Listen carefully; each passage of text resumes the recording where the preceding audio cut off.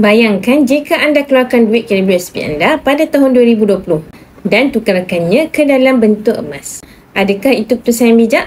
Jom kita lihat. Pada tahun 2020, KWSP benarkan pengeluaran daripada akaun 2. Ramai yang ambil peluang ni untuk bekukan simpanan mereka dalam bentuk emas.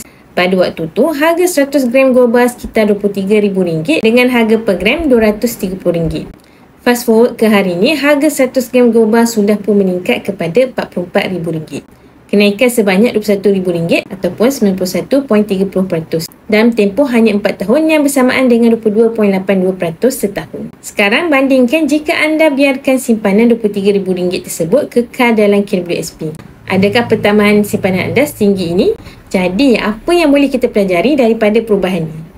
Nilai RM23,000 4 tahun lalu sudah mengalami penyusutan kuasa beli yang ketara. Dengan jumlah yang sama hari ini, anda hanya mampu beli sekitar 52 gram emas. Inilah sebabnya mengapa emas menjadi pelindung nilai terbaik terhadap inflasi.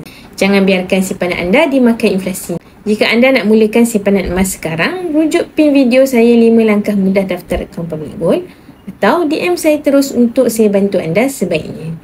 Ingat, Public Gold mudah, murah dan patuh syariah. Follow.